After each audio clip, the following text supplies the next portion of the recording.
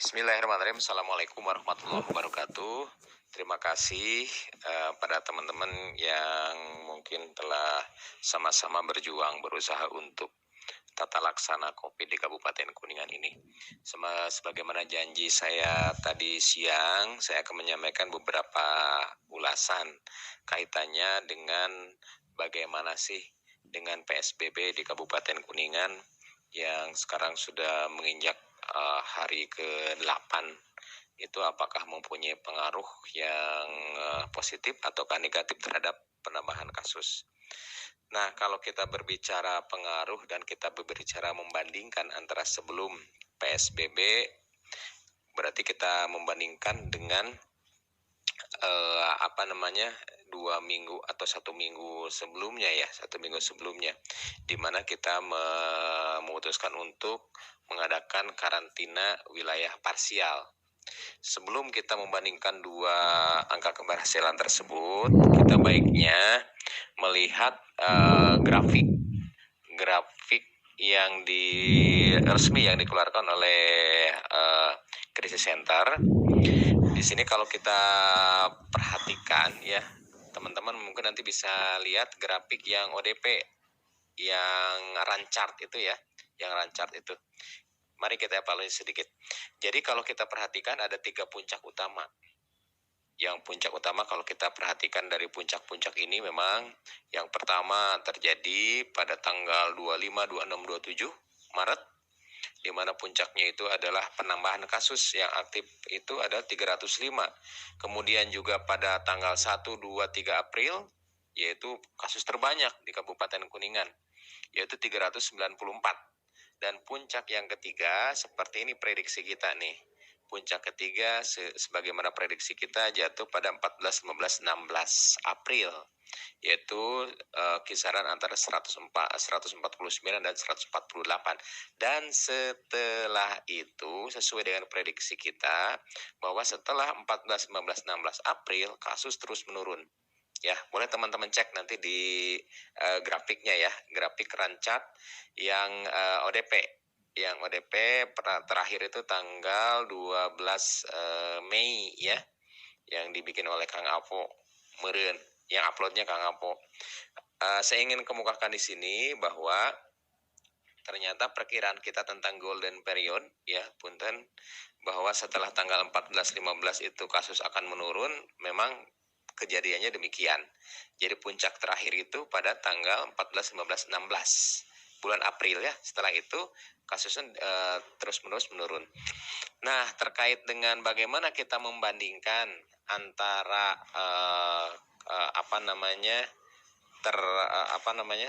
waktu KWP dengan sekarang ya, KWP dengan PSBB. Kalau kita perhatikan tanggal per tanggal, kalau kita mundur lagi dari 7 hari ke belakang, kita pakai grafik yang sama, punten nanti kita saksikan ya, pakai grafik yang sama, yaitu pakai grafik ODP lagi. Sebentar, teman-teman nanti bisa lihat ya di grafik ODP-nya, biar nanti persepsi kita tuh sama. Kalau kita lihat di grafik ODP, memang dari segi jumlah ini rata-rata range-nya itu antara 57 nilai terendah dan 99 nilai tertinggi ya. Itu pada tanggal 10 Mei. Jadi sebetulnya kalau kita lihat dari grafik ini dilihat trennya itu adalah flat. Jadi boleh dikatakan apakah ada penambahan atau tidak setelah PSBB dibandingkan dengan KWP, ini tidak ada perbedaan yang bermakna. Silakan kalau teman-teman mungkin yang rajin otak-atik statistik, nanti kita lihat ya. Kalau boleh jujur, dari tanggal 21 April ya, tanggal 21 April, 22 April sampai tanggal 12 Mei, itu trennya itu adalah flat. Memang dari tanggal 21 sampai tanggal 28 trennya itu menurun. Disebut tren itu andai kata ada 3 titik yang mempunyai karakter yang sama, bisa menurun atau tetap ya. Ada juga yang mengatakan 5, Tapi kalau dikatakan 5 juga memang ini menurun juga. Nah, kalau dari tanggal 2 Mei sampai hari ini rata-rata itu adalah flat.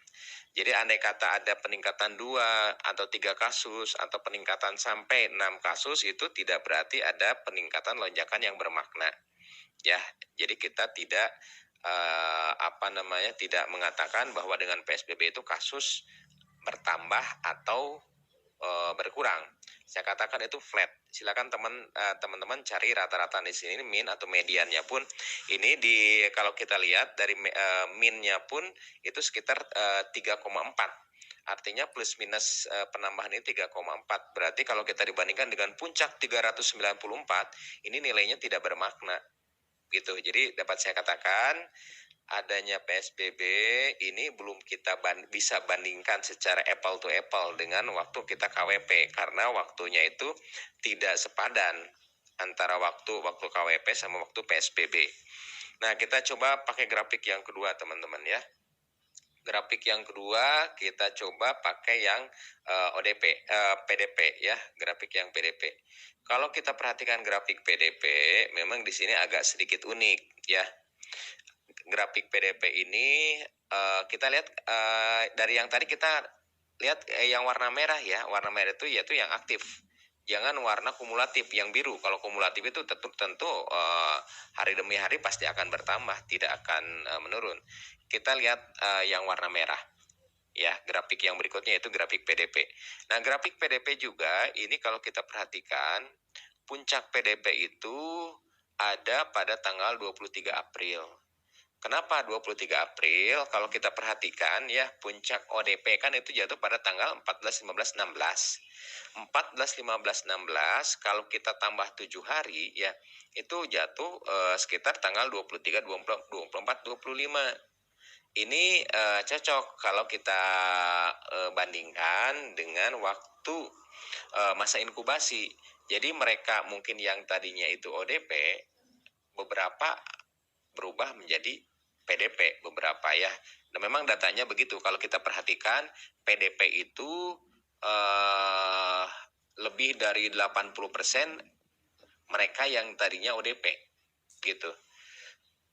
Nah, kalau kita bandingkan dari run chart ini per tanggal 4 Mei di sini sebetulnya sudah mengalami flat data itu ya, 33, 34, 33, 34, kemudian bahkan bisa sampai menurun sampai ke angka 30, tetapi terakhir di angka sekitar 27-an. Nah, apakah ini juga memiliki kemaknaan secara statistik terhadap adanya perbaikan antara pre dan post pembatasan sosial berskala besar ini? Sekali lagi, ini juga menurut saya ini relatif tetap. Jadi kalau kita bandingkan antara KWP sebelumnya ya dengan PSBB, ini tidak ada peningkatan kasus secara bermakna dan tidak ada juga penurunan kasus secara bermakna. Jadi kalau kita lihat data, kita bandingkan, memang membandingkannya itu memang harus apple to apple artinya. Nah, yang menarik di sini justru adalah peningkatan yang positif. Teman-teman mungkin datanya juga saya pikir ini sudah ada semua ya, karena ini data kita open semua. Nah, peningkatan kasus positif itu tentu saja ini menjadi salah satu kekhawatiran ya, apalagi yang jadi problem itu adanya kemungkinan, saya belum mengatakan terbentuknya ya, adanya kemungkinan klaster baru. Yang disebut dengan klaster adalah adanya suatu daerah yang memang menjadi lokus penyebaran dan lokus penambahan jumlah atau lokus pengkali lipatan jumlah positif. Sebetulnya positif di sini harusnya positif terkonfirmasi, yaitu dengan pemeriksaan PCR. Tetapi karena pemeriksaan PCR di kita itu lama, jadi bisa 7 hari sampai 10 hari, maka kita berinisiatif. Oke lah, misalnya rapid positif itu menunjukkan sekian persen untuk terkonfirmasi positif. Artinya kalau kita runut dari kejadian 2 orang yang positif terkonfirmasi, jadi kan ada 2 positif terkonfirmasi di sana ya.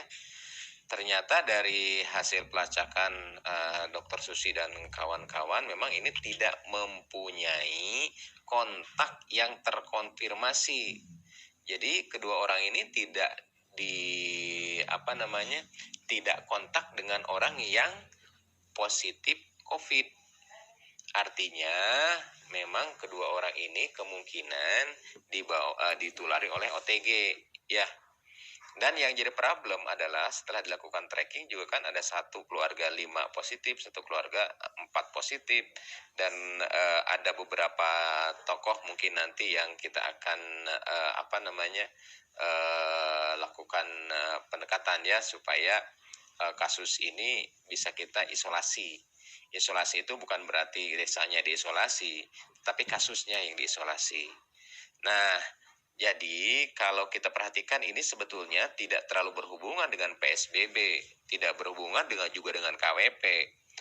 Jadi boleh dikatakan hasil analisis yang saya sampaikan di sini belum ada perbedaan yang bermakna antara sebelum PSBB dengan waktu KWP. Mungkin itu informasi sementara dulu ya. Untuk selanjutnya silakan barangkali ada yang perlu didiskusikan. Nuhun.